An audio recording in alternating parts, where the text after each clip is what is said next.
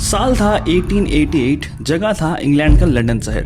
3 अप्रैल रात के 1:30 बजे लंदन पुलिस को ऑक्सबॉर्न स्ट्रीट में एक औरत की वुंडेड बॉडी मिलता है। तुरंत लंदन हॉस्पिटल ले जाया जाता है, लेकिन अगले ही दिन उसकी मौत हो जाती है। इन्वेस्टिगेशन करने के बाद पता चलता है कि उस औरत का नाम थी एमा एलिजाबेथ स्मिथ, जो पेशे से एक प्रोस्टिट्यूट थी। मौत की वजह वजाइना, लोअर एब्डोमेन और स्टमक में स्टैब करने की वजह से।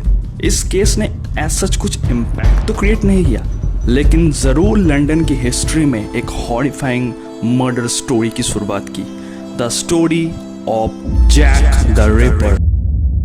Name that conjures fear, the most famous, the most iconic serial killer, revealing new clues about what really happened and who the Ripper really was. Subjected to a savage assault. Might think of Jack's kill zone. Or is it the fact they were all alcoholics? A frenzied attack, stabbed nearly 40 times, or a phrase that would reoccur with frustrating regularity.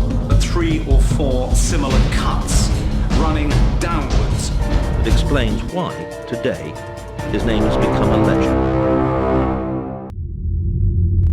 Mid 19th century में London शहर में भारी तादाद में Irish immigrants migrate करना शुरू कर चुका था। यही नहीं, रशियन एम्पायर के अंडर जितने भी ज्यूज फैमिली थे, एंटी ज्यूज राइट की वजह से ईस्टर्न यूरोप से डायरेक्ट लंदन माइग्रेट करे।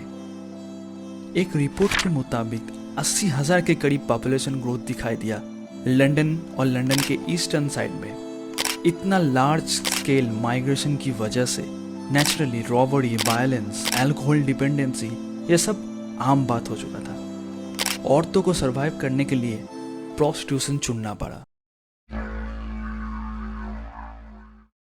इस वीडियो की शुरुआत में मैंने एमा एलिजाबेथ स्मिथ नाम की औरत की मर्डर के बारे में आपको बताया। यह मर्डर हुआ था ऑसबॉर्न स्ट्रीट, व्हाइट चैपल में। व्हाइट चैपल लंदन का ईस्टर्न साइड का एक शहर है। 7 अगस्त 1888 को एक और मर्डर रिपोर्ट किया जाता है। विक्टिम एक औरत थी, नाम था मार्था तबरम। डेथ की वजह गला, लिवर, हार्ट, स्टमक और लोअर एब्डोमिनल में सेवरल स्टैबिंग बताया जाता है। जैसे कि आपको पता है कि पहला मर्डर जो हुआ था उसमें भी स्टैबिंग का ही यूज किया गया था। हालांकि ये भी पता चलता है एक ब्लंट इंस्ट्रूमेंट जैसे कि पेन नाइफ जैसे चीज से ये मर्डर किया गया था। स्टोरी में आगे बढ़ने से हमें पता चलता है कि 5 और मर्डर हुआ उसी लोकेशन के करीब जहां पहला 2 मर्डर हुआ था।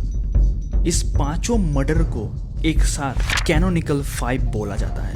31 अगस्त 3:40 AM 5 मर्डर में से पहला मर्डर हुआ विक्टिम मैरी एन निकोल्स।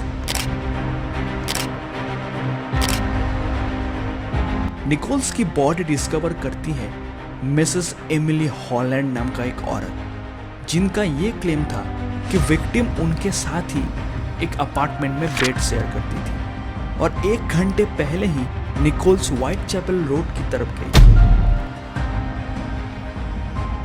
8 सितंबर यानी निकोल्स की मर्डर के 1 हफ्ते बाद एनी चैपमैन की डेड बॉडी पुलिस को मिलता है सुबह के 6 बजे के करीब। इस डेड बॉडी की लोअर एब्डोमिनल पूरी तरह से काट दिया गया था, गले में कट था और ऑटोप्सी के बाद यह पता चलता है कि एनी की बॉडी में यूटेरस और ब्लैडर ऑर्गन्स निकाला गया था। इन्वेस्टिगेशन के दौरान एलिजाबेथ लॉन्ग नाम की एक औरत ने बताया 6 फीट हाइट का एक आदमी जिसने ब्लैक हैट और ब्लैक ओवरकोट पहना था, उससे एनी को आखिरी बार बात करते हुए देखा गया था।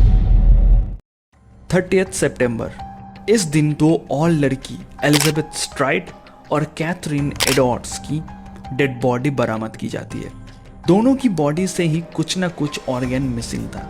कैथरीन के मर्डर के वक्त 2 आदमी ने एक लंबा 6 फीट हाइट का ब्लैक आउटफिट पहने हुए बंदे को देखा। इस इंसिडेंट के कुछ दिनों बाद यानी 9 नवंबर को डॉर्सेट स्ट्रीट का एक घर से बेड में मैरी जेन केली नाम की औरत की डेड बॉडी डिस्कवर होती है। इस मर्डर की खासियत यह था कि इस विक्टिम का चेहरा पूरी तरह से बिगाड़ दिया जाता है और डेड बॉडी से हार्ट मिसिंग था।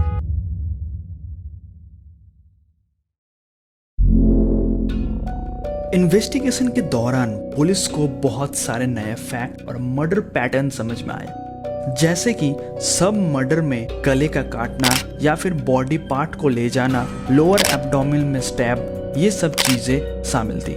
इसी पैटर्न को स्टडी करके sir Melville McGadden, assistant chief metropolitan police service और हेड ऑफ द CID ने बोला कि ये 5 मर्डर एक ही आदमी के द्वारा की गई है। 2000 के करीब लोगों को पूछताछ की जाती है, 300 से भी ज्यादा लोगों को स्ट्रिक्टली इन्वेस्टिगेट की जाती है।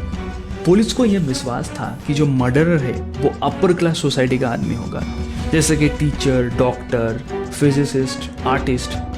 Frederick Abberline, Henry Moore, Walters Andrew, इन सब को सेंट्रल ऑफिस भेजा जाता है स्कॉटलैंड यार्ड में असिस्ट करने के लिए। Commissioner of the police sir James freshers ने तो 500 पाउंड का ऑफर भी दिया जो भी रिपर को पकड़ाएगा। लेकिन जैक द रिपर इस नाम के अलावा और ब्लैक आउटफिट के डिस्क्रिप्शन के अलावा पुलिस के हाथ कुछ नहीं लगी। पुलिस ने कोशिश तो बहुत की, हालांकि इतने सारे मर्डर्स की वजह से पुलिस के ऊपर प्रेशर भी बहुत ज्यादा था। आखिरकार पुलिस को हार मानना पड़ा। जैक द रिपर इतनी प्लानिंग से मर्डर करता था कि पुलिस को भी पता नहीं चला और कुछ समय बाद पुलिस ने इन्वेस्टिगेशन बंद कर दी। इसके बाद हालांकि व्हाइट चैपल विजिलेंस कमेटी बनाई गई। ये कमेटी रात भर पहरेदारी करता था हर स्ट्रीट में और किसी भी सस्पिशियस एक्टिविटी के ऊपर नजर रखता था। अब ऐसा भी नहीं था कि पुलिस के पास कोई सस्पेक्ट का लिस्ट नहीं था, जैसे कि prince Albert Victor, artist Walter Sickert और ऑथर लेविस कैरल। लेकिन इनके खिलाफ कोई एविडेंस ना मिलने की वजह से इनको डायरेक्टली एक्यूज नहीं किया जा सकता था। हालांकि सस्पेक्ट जो था वो ये तीनों नहीं थे। करीब 100 आदमी के ऊपर पुलिस का शक था। अल्टीमेटली कोई फायदा नहीं हुआ और आखिरकार ये केस अनसॉल्व भी रह गया। मीडिया ने इस केस को बहुत पब्लिसिटी दी, न्यूज़पेपर आर्टिकल्स छापा गया, लेकिन कुछ भी फायदा नहीं हुआ। बहुत सारे लोगों ने अंधविश्वास की वजह से ड्रैकुला की कहानी को जैक द रिपर की कहानी से जोड़ना शुरू कर दिया।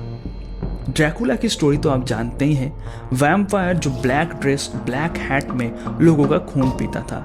किसी ने तो पुलिस को क्रिटिसाइज करने के लिए ये तक भी बोल दिया कि अगर शर्लॉक होम्स होता तो इस केस को सॉल्व कर देता। हालांकि अगर इन सब बातों को साइड में भी रखा जाए तब भी दिमाग में सिर्फ एक ही सवाल घूमता है कि आखिर जैक द रिपर कौन था।